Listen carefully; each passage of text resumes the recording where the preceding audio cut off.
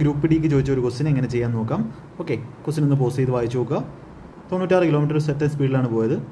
4 kilometre slower പോയിരുന്നെങ്കിൽ ഒരു additional time 2 മണിക്കൂർ എടുത്ത് തന്നെ സ്പീഡ് വേണോ ആക്ച്വൽ സ്പീഡ് വേണം.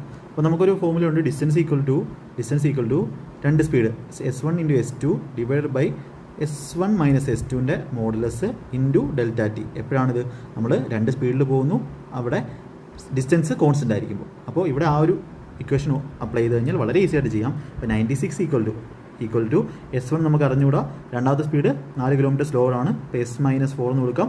അവരുടെ ഡിഫറൻസ് 4 ഇൻറ്റു 2 മണിക്കൂർ. അപ്പോൾ ഇത് ബൈ 2 എന്ന് കിട്ടും, ഈ 2 ഇവിടെ പോവും. അപ്പോൾ രണ്ടെണ്ണത്തിൻ്റെ പ്രോഡക്റ്റ് 2 × 96 ആണ്. അപ്പോൾ അതിനകത്ത് ഓപ്ഷനിൽ നോക്കാം, 16 × 12. ഇതിനകത്ത് 12 × 8 ആണിത്. അപ്പോൾ 8 ഇപ്പുറത്തുമ്പോൾ 16 × 12 വരും. എക്സിൻ്റെ വാല്യൂ എന്ത് കിട്ടും? 16 കിട്ടും. ഓപ്ഷൻ സി ഈസി ആയിട്ട് നമുക്ക് കൊടുക്കാം. ഒരു ക്വാഡ്രാറ്റിക്കിൻ്റെ ആവശ്യമില്ല. ഈ ഇക്വേഷൻ പഠിക്കുക. ഈക്വൽ ഡിസ്റ്റൻസ് ആണെങ്കിൽ ഈ ഇക്വേഷൻ നമുക്ക് ഉപയോഗിക്കാം.